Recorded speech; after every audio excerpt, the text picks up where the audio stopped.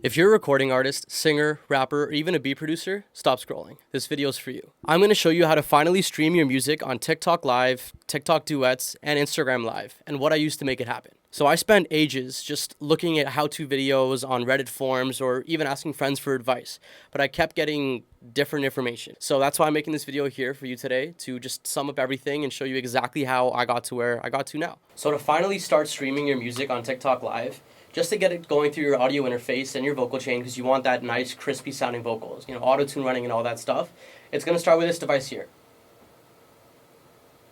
an iRig Stream.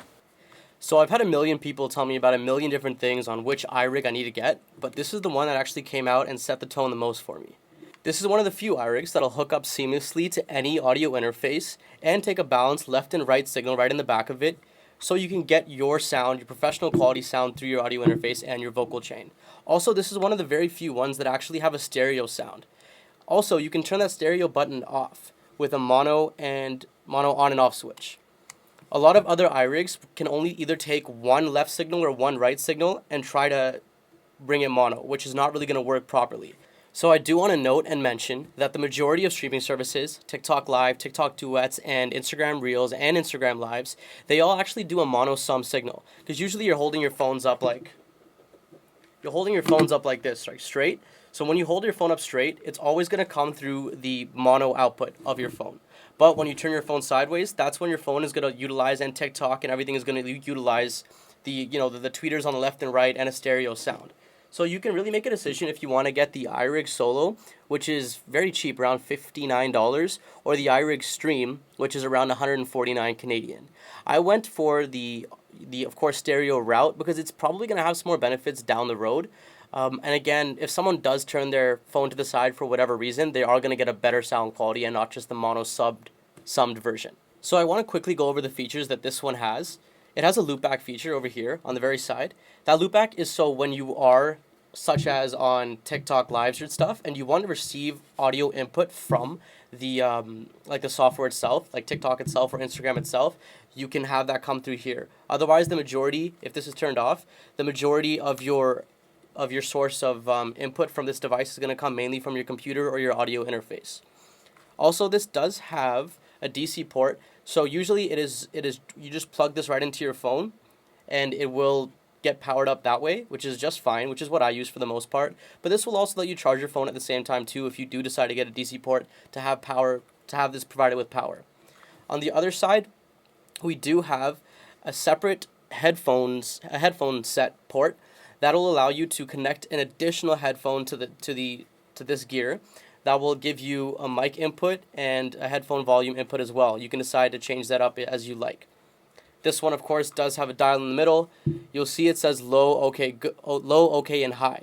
So you can decide it should be about green. It'll always go green. That's the best place you want to actually keep it.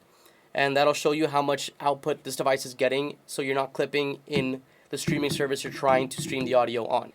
So what comes in the box to get this connected to your phone right away would come right in here. Right here I got a lightning to, I think it's a DCI cable, I'm not too sure, don't quote me on that. You plug it right in there, nice and snug, and then you just connect this end to your phone.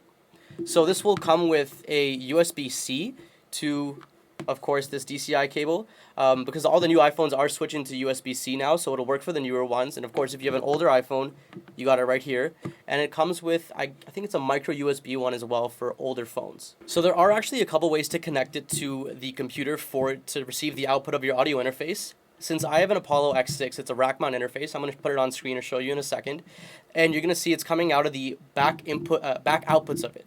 There's a little bit of adjustments I had to do in the monitoring software itself, but for the most part, and a lot of other audio interfaces, it's actually a lot simpler than mine.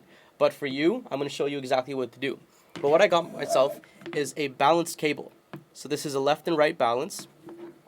Put one in the red for left, put one in the right. And on the back of my audio interface, it matches the same left and right signal. So line out 1, line out 2. Of course, I already have my monitoring speakers for my studio setup, which are taking my regular left and right, but these are just additional outputs I have on my interface, and you will probably have on yours. If you do not, don't worry, there's another alternative that I'm going to show you. So here's my audio interface. A lot of people actually have headphones on their audio interface because, of course, how else are you going to record? Sorry, it's a little dirty there. Do not mind the dirt, but let me show you what's up. What you're going to want to get is one of these things. So this is going to give you 2 rings over there. You can put it into your audio interface, into your headphone port, just like so. Of course, you want to give it some volume. And you're going to want to get yourself one of these. It's one of these cables right here. So it's dual RCA into a single splitter. So it's going to take that stereo sound from your headphone output of your audio interface, and you're going to plop that right into the left and right of your iRig stream. Alright, so now since we've taken care of the hardware side, let me show you the software side. So I do have an Apollo X6 rack mount interface by UAD. If you have a similar, Apollo unit, any UAD units, Aero, Twin, etc., it's going to be using the same kind of console like this. And if you don't have an Apollo product, your consoles or your softwares for your audio interface are going to be relatively the same. So one, I actually had to make sure that it was going out the line 1 and 2 output of my audio interface, and I actually had to mirror it over here. So with Apollo specifically, the source of the mix is what I'm hearing through my regular console. So I just click mix and make sure that the mix is mirrored to line 1 and line 2. So on the back of my interface, I have a bunch of outputs. I have extra outputs. So all the way line 1 to line 6. This is going to give me line 1 and line 2 is going to be mirrored to the output and go directly into my iRig stream via a TS cable to the RCA cable, left and right signal. A couple things I do want to note, you're not going to be able to get any signal unless you are in a recording application, because your phone is only going to pick up a microphone when it's in a microphone enabled application such as TikTok live, TikTok videos, or Instagram, reels and such. So another thing I need to tell you about is what you need to do in order to not hear doubles. So right now on my console, you can still see the audio signal here coming up and down, but I needed to make sure it's muted. If this was not muted, you would be hearing a double.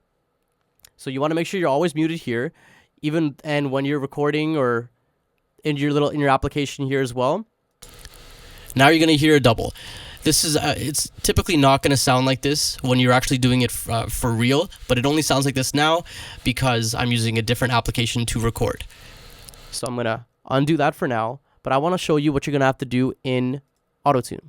So AutoTune has a feature called low latency mode. This low latency mode is a big thing. This is going to ensure that you're not hearing a delayed feedback when you are singing or rapping or doing whatever kind of music you're doing. If you don't have this enabled, then you're going to be hearing a double, and it's going to be messing you up while you're trying to perform on live or do duets.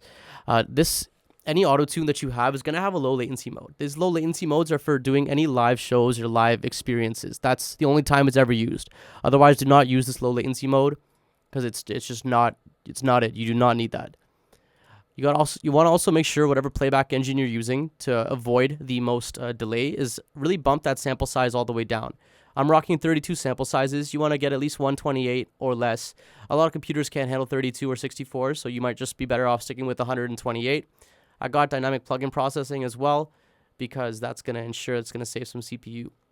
But other than that, that's it. That's all you need to go, and then you're going to be getting the input into your iRig, and you're all good.